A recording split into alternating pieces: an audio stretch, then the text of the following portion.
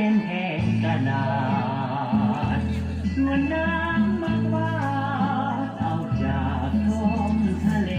แดงเอาเขาตะเม็นมาเป็นพอยเขียนมาแต่งอักษรเป็นประกายแสงบนหน้าผาที่ข้ามอำไทย